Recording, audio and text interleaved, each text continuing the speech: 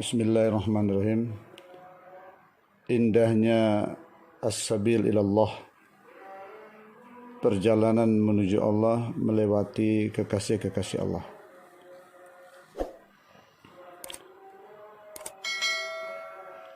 Alhamdulillah, setelah kami sekeluarga mendapatkan busra melalui ru'ya as-salihah, melalui mimpi yang baik, di mana pertama aliyah kami diperlihatkan dalam mimpi kalau Abuya Mufassir datang ke rumah, ngobrol dengan kami di kamar, disaksikan oleh aliyah, kemudian keluar menjumpai anaknya di mobil depan rumah sambil berkata, Masya Allah, cukup besar juga ini pondok ya. Sedangkan kami setelah beberapa bulan kemudian diperlihatkan ruangan majelis Abuya, di mana kami meninggalkan teman-teman, maju ke depan, masuk dalam majelis Abuya, tapi tidak ada pada waktu itu. Maka dengan busra ar-ru'ya salihah di atas, dengan kabar gembira mimpi yang baik di atas, kami berdua pun azam, semoga Allah mudahkan suatu saat kami bisa suwanan, bisa mengambil manfaat ruhaniyah dari beliau dan nasihat-nasihatnya. Alhamdulillah,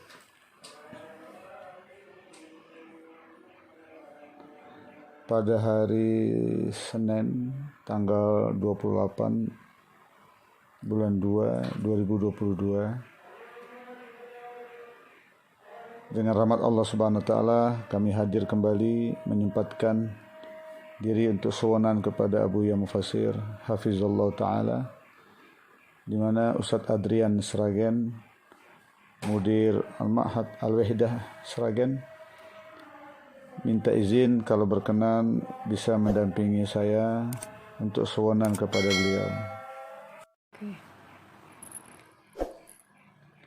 Alhamdulillah, kami berangkat dengan ditemani oleh Pak Hamzah sebagai driver. Setelah kami sosialisasi penguatan makomi di daerah Gunung Putri sampai setengah 12, jam 12 langsung kami berangkat. Alhamdulillah sampai di sana jam 2, tapi kebetulan Allah takdirkan majelis malam beliau sudah habis. Beliau pun sudah masuk ke rumah, pada rencana kami bisa ikut ambil bagian dalam majelis malam beliau, wiridan beliau, dan minta izin untuk bisa suwanan jam 2 malam atau setengah 3 di ruang tamu beliau. Akhirnya kami putus untuk menginap di ruang tamu, kemudian juga kami berpuasa, bersahur. Setelah sholat subuh kami ikut ambil bagian dalam majelis beliau, yang insya Allah isi bayan subuh beliau pada hari itu, hari Selasa, akan kami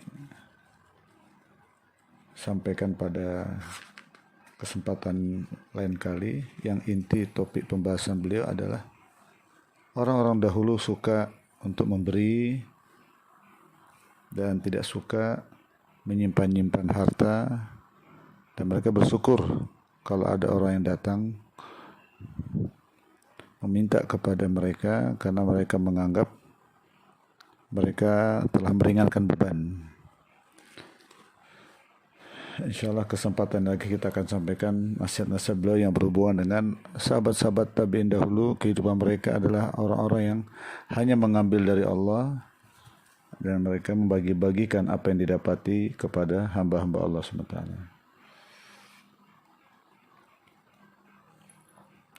Selanjutnya,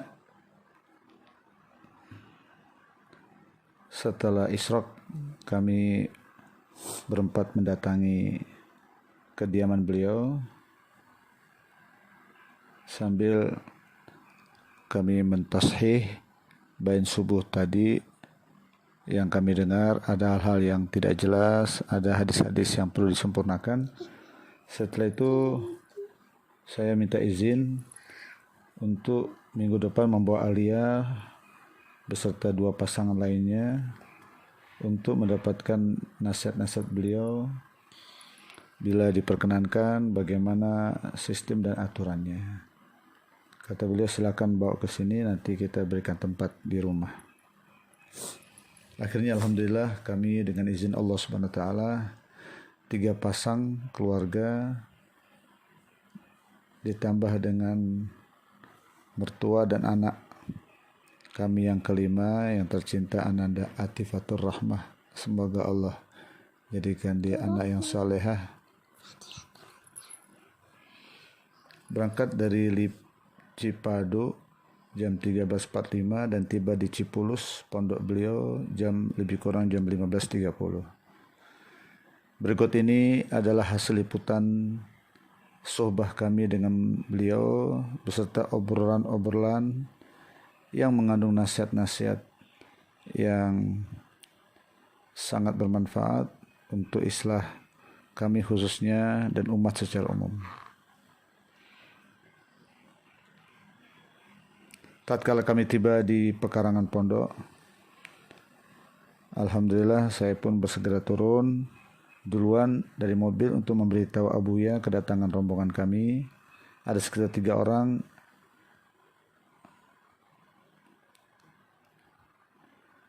yang akan suunan kepada beliau.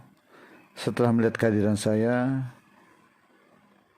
dengan senyum ciri khas beliau, beliau berkata, "Apa kabar?" Saya jawab, "Alhamdulillah," dan memberitahu kalau saya bawa rombongan ibu-ibu. Bagaimana aturannya? Jawab beliau, "Bawa saja masuk ke rumah, nanti kita akan atur." Sambil beliau terus melayani orang-orang yang suunan kepada beliau, yang terkadang curhatan masa-masa rumah tangga atau urusan-urusan bisnis dan ibadah-ibadah mereka. Ya, tatkala saya kembali dari mobil membawa rombongan kami dan kami masuk ke ruang tamu, beliau persilakan kami masuk duluan, di mana saya mengatur ibu-ibu duduknya tidak langsung berhadapan dengan beliau, tapi di samping, sedangkan bapak-bapak persis di hadapan beliau yang dibatasi dengan meja panjang pendek. Sedangkan saya persis di samping kanan beliau atau di antara beliau dan ibu-ibu. Setelah beliau buka pintu dan masuk sambil memberikan salam dengan tak lupa senyum yang khas, senyum yang lebar sebagai ciri khas beliau, lalu beliau sibuk melayani kami dengan mempersilakan kami untuk makan hidangan-hidangan buah korma dan memberitahukan kepada saya kalau ada buah jeruk, apel, dan salak di bawah meja yang persis terletak di belakang kami supaya dikeluarkan dan dipersilakan makan. Demikianlah kebiasaan beliau mengikram tamu-tamu yang datang masuk di kamarnya. Bahkan kalau kami datang biasa dengan Pak Toto malam-malam jam 2, setengah 3, biasanya pun beliau langsung membuatkan kopi yang pada hari-hari berikutnya kami yang langsung mengambil alih pembuatan kopi itu. Kami tidak perkenankan beliau sebagai guru kami membuatkan kopi untuk kami. Berbeda tentunya dengan keadaan umum kalau kita suunan dan hanya duduk di serambi di mana beliau biasanya menyambut tamu-tamunya dan menerima keluhan-keluhan pasien rohaniyahnya, di mana kita tidak akan dapati segelas air pun dan 1 cemilan pun dia hidangkan. Karena tentunya mungkin saking banyaknya orang-orang yang datang, antrian, kadang di bawah tangga sampai ke tempat parkir. Dan juga mungkin keadaan umum di Pondok Cipulus, di mana beliau sebagai kiai dan semua santri-santri putra mengamalkan puasa dahri, yaitu puasa tiap hari. Selanjutnya saya perkenalkan rombongan saya, yaitu ini mertua saya, Pak Rozak. Kemudian saya dan istri saya serta anak saya Atifatur Rahmah. Kemudian Pak Haji Asmaun dan keluarganya serta Pak Budi dengan keluarganya. Setelah perkenalan tersebut, sambil tak lupa beliau hafizallahu taala mempersilakan kepada kami untuk mencicipi hidangan yang sudah disiapkan. Lalu saya memberanikan diri untuk bertanya sebagaimana sifat watak saya yang suka lancang. Semoga Allah maafkan saya di atas kelancangan saya di depan Abuya.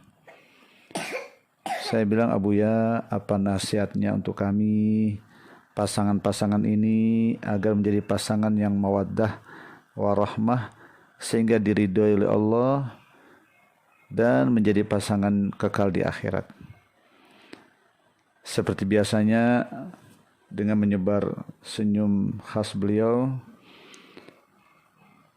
silakan simak baik-baik nasihat-nasihat beliau yang penuh dengan tarbiyah, penuh dengan pelajaran, khususnya bagi pasangan-pasangan baik pengantin baru maupun pengantin lama atau bahkan calon pengantin. Beliau berkata, yang terpenting pertama, suami hendaknya menyayangi istri dan istri hendaknya memanjakan suaminya. Ini yang penting sekali. Suami hendaknya menyayangi istri dan istri hendaknya memanjakan suami. Yang kedua, masing-masing hendaknya fikirkan apa tanggung jawab saya, jangan menuntut hukuk, jangan menuntut hak.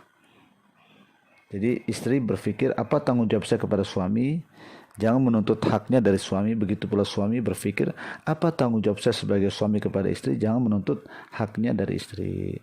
Itu yang kedua. Yang ketiga, usahakan agar kekurangan kita tidak dilihat oleh pasangan kita. Yaitu selalu yang nampak kebaikan pasangan, bukan justru mencari-cari kekurangan pasangan kita. Ya, lantas beliau hafizallahu taala menceritakan kalau istri saya, kata beliau, kalau istri saya pernah berkata tatkala saya bertanya sebelum beliau meninggal, kamu bisa menyukai saya, kenapa? Kenapa kamu bisa menyukai saya? Bagaimana kamu bisa menyukai saya? Katanya, semua orang menyenangi bapak, tua muda, laki wanita, kaya miskin. Bagaimana mungkin saya sebagai istri tidak menyukai bapak? Dan ada pada diri bapak dua sifat yang utama katanya. Pertama, selalu mengubar senyum, dan yang kedua, suka memberi pada orang lain. Suka memberi, suka bersedekah pada orang lain. Selanjutnya beliau menjelaskan, saya alhamdulillah sejak remaja suka kalau barang saya dipakai orang lain, tapi saya tidak pernah pakai barang orang lain. Seperti pakaian saya cuci, saya setrika, setelah itu saya gantung dan saya beritahu sama teman-teman, siapa yang mau pakai baju saya, monggo, mangga. Dan ini kunci motor, siapa mau pakai motor saya, silakan, mangga. Bahkan teman-teman saya yang jauh, saya bertanya kalau liburan, kamu mau kemana, makan kamu di mana, datanglah ke rumah saya atau ke tempat saya untuk makan di rumah saya, di tempat saya. Selanjutnya beliau juga menjelaskan kalau beliau biasanya dijadikan istri beliau sebagai gantungan baju, artinya biasanya istrinya suka bergelantungan di leher beliau dari belakang ataupun dari depan, artinya sifat kemanjaan kepadanya. Selanjutnya beliau minta maaf, benar minta maaf khususnya kepada ibu-ibu, mungkin malu untuk diucapkan. Cobalah sekali-sekali kita dengan istri Kita dengan istri mandi bersama, sekali-sekali dengan istri masak bersama, sekali-sekali dengan istri nyapu bersama, sekali-sekali nyuci bersama-sama. Demikian kata beliau. Selanjutnya kembali hamba yang dhaif ini dengan kelancangannya sedikit seperti memotong pembicaraan. Takut banyak hal-hal yang perlu kita tanyakan, kita tidak mendapatkan jawabannya karena kita belum sempat bertanya kepada beliau. Kami tanyakan bagaimana ceritanya atau caranya istri Buya bisa menjalani kehidupan mujahadah Buya seperti ini. Yang saya dengar beliau almarhumah juga dari keturunan kiai yang kaya. Maka selanjutnya beliau bernostalgia tentang kehidupan beliau dengan almarhumah istri beliau. Kata beliau, ya benar, istri saya itu dari keluarga kiai, keluarga kaya dan bapaknya kiai. Rumahnya pun paling besar di kampungnya, dibuatkan juga oleh orang kampung karena Pak Kiai. Dan bapaknya telah mencarikan calon mantu untuknya, seorang laki-laki yang berdarah biru, berotak cerdas, temannya Gus Dur, sama-sama belajar kuliah di Baghdad sama Gus Dur. Namun justru istri saya tidak mau. Dia lebih memilih saya, padahal dia ratu kampus. Sedangkan saya orang yang paling miskin di kampus. Motor saya pun motor yang paling jelek, paling butut di kampus. Tapi justru dia milih saya. Sampai suatu saat bapaknya nodong saya supaya segera menikahkan anaknya besok karena anaknya menginginkan hal itu. Ya, akhirnya saya iakan saja. Padahal saya tidak punya apa-apa, tidak ada persiapan. Tapi kita berlagak-lagak sedikitlah. Bahwa tantangan dari istri atau calon istri kita harus sambut. Maka saya bawa dia ke Sarinah. Waktu dibuka pertama kali, saya suruh dia milih baju yang dia sukai untuk calon suaminya. Padahal untuk beli baju itu saya ngutang, kata beliau. Bahkan mahar pun belum ada lagi. Tapi waktu ditanya oleh penghulu, jawaban istri saya, sudah lunas. Padahal saya belum bayar apa-apa. Demikian Allah mudahkan pernikahan kami. Tidak ada yang sulit, semuanya dimudahkan oleh Allah Subhanahu wa taala. Kemudian mengenai rumah juga. Rumah kami dari lantai tanah. Walau mertua saya kaya raya, tapi saya tidak mau tinggal sama mertua. Saya tidak pernah bergantung dengan mertua. Pernah saya ditawari oleh mertua jadi agen gudang garam, buat bisnis ML, buat toko bangunan di jalan besar, semuanya saya tolak. Dengan dasar tidak mau bergantung kepada mertua, tidak mau memanfaatkan kekayaan mertua untuk pribadi. Pernah juga kami berdua jadi kepala sekolah yang diangkat oleh mertua, cuman jangka lebih kurang 8 bulan, 8-9 bulan. Dan kami merasa tidak enak karena mengajarkan agama kepada anak-anak, sedangkan kami digaji. Akhirnya kami lepaskan gaji itu, kami tidak ambil. Alhamdulillah, kami diberikan kepahaman seperti itu, tidak mengambil upah dari ajar mengajar agama. Paling-paling 3 hari kita berlapar-lapar. Kalau kita tidak mengeluh dan menyembunyikan hajat kita kepada makhluk, hanya ngadu kepada Allah, maka insya Allah setelah 3 hari berlapar-lapar, Allah akan berikan kita rezeki setahun yang halal. Itu saya alami betul.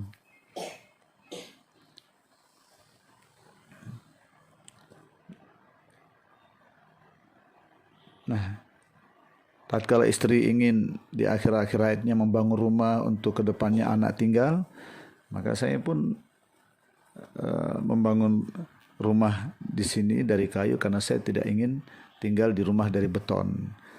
Ya. Saya memilih rumah dari kayu saja dan pindah ke sini. Jadi rumah itu diserahkan kepada anak. Jadi kami tinggal berdua di kamar ini, di rumah ini. Karena saya teringat hadis Rasulullah SAW, membana baitan fauqa hajatihi. Siapa yang membangun rumah di atas hajatnya, siapa yang membangun rumah di atas kebutuhannya, maka akan diperintahkan untuk membawa rumah itu, membopong rumah itu di hari kiamat nanti, memikulnya di hari kiamat. Itu penting kita dalam rumah tangga hidup sederhana, cari ridho Allah Subhanahu wa taala. Karena dunia kontoratun fa'buruha wala ta'muruha. Karena dunia ini adalah jembatan, hendaknya kamu sekedar melewati jembatan itu, bukan untuk dibangun di atasnya. Bahkan Rasulullah SAW, bahkan Nabi Isa AS juga mengatakan ad-dunya jifatun, Rasulullah SAW, ad-dunya darun malla darula. Dunia ini rumah bagi orang yang tidak punya rumah di akhirat. Wala yajma' malla aqlala. Dan bagi yang mengumpul-ngumpulkan duit di dunia adalah orang-orang gila. Orang yang berakal, dia akan kirim hartanya ke akhirat. Untuk agama, untuk menyebarkan agama, khidmat ulama. Jadi harta bukan untuk digunakan untuk membangun dunia ini, justru untuk membangun akhirat kita dengan menyalurkan harta itu fisabilillah.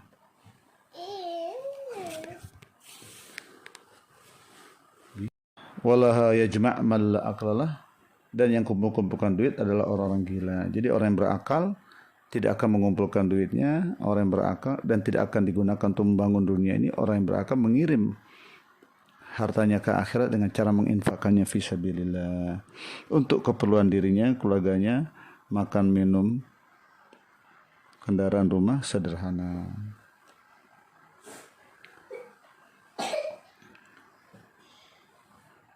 Selanjutnya beliau katakan, saya pernah bilang sama istri saya, kalau sebenarnya saya kawin kamu bukan karena cinta. Tapi apa jawaban istri saya? Iya Pak, ini pil pahit yang tetap harus saya telan. Jadi istri saya ridho walaupun saya tidak mencintai dia awal daripada pernikahan, tapi tetap dia karena Allah meminum pil pahit itu, tetap dia mencintai saya. Pernah juga istri saya mengadu kalau kita tidak ada apa-apa, kalau kita tidak punya apa-apa. Kalau kita tidak apa-apa, nggak punya baju baru menghadapi Lebaran. Tapi bagaimana dengan anak-anak kita menghadapi Lebaran nanti? Tidak kuat melihat anak-anak menangis. Begitu juga untuk berbuka puasa tidak ada makanan. Begitu juga untuk Lebaran tidak ada uang untuk beli kue-kue, beras. Maka jawab saya, emangnya berbuka berapa jam lagi sih? Maka kata istri saya, lebih kurang 4-5 jam, kan masih lama. Saya bilang masih ada waktu untuk kita minta kepada Allah. Lebaran juga emangnya berapa hari lagi sih? Jawabnya lebih kurang 3-4 hari lagi. Maka jawab saya, masih ada waktu untuk kita minta kepada Allah. Demikianlah selalunya. Alhamdulillah datang hajat-hajat kita ditunaikan oleh Allah Subhanahu wa taala dari arah-arah yang tidak terduga dan waktu yang tidak terduga. Selanjutnya beliau minta maaf kembali kepada ibu-ibu. Dengan rasa malu beliau mengatakan, wahai ibu-ibu, usahakanlah bekerja keras untuk membuat suami-suami ibu-ibu senang. Carilah keriduannya, pelajari kesukaannya. Jadilah seperti Ar-Rabi'ah, seperti Rabi'ah Al-Adawiyah. Selalu berusaha untuk menyenangkan suaminya. Maaf, kata beliau lagi, maaf. Sampai-sampai Rabi'ah pun mencarikan istri untuk suaminya. Artinya bukan saya menganjurkan ibu cari istri untuk suami, tapi betul-betul pikiran istri Rabi'ah adalah menyenangkan suaminya. Menurut saya, kata beliau, nikah di zaman ini banyak berdasarkan nafsu, bukan lagi cari ridha Allah. Kalau pernikahan itu hanya didasari karena ketampanan, kecantikan, yaitu udah nafsu. Kalau nafsu ya neraka. Saya pernah didatangi orang tua bawa anaknya hafizul Quran umur 16 tahun, ada yang umur 18 tahun, ada gadis umur 20 tahun. Semuanya mereka ingin menawarkan anak-anak gadisnya, ingin menjadikan saya sebagai anak mantunya. Bahkan yang pertama mengatakan siap berkhidmat di sini kepada saya, tidak ada tujuan yang lain. Maka jawab saya, apa Bapak tidak malu punya mantu miskin seperti saya, tidak punya apa-apa. Saya pun tidak pernah keluar-keluar dari pondok. Apa Bapak senang punya anak mantu tidak pernah berkunjung ke rumah? Yang ketiga, apa Bapak senang punya mantu yang sudah tua seperti saya? Apa Bapak tidak malu?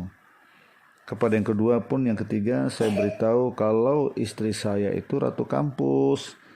Jadi kalau cuma cantik-cantik make up saja, ya saya tidak mau. Akhirnya mereka atur langkah mundur. Pernah ada yang keempat, mantan pragawati di Singapura. Asistennya salah satu Ustadz Kondang yang almarhum. Datang ke sini membawa tempat duduk yang mahal untuk saya. Sambil berkata, ya ini hanyalah dari seorang janda. Dan minta izin menginap 1-2 hari di sini.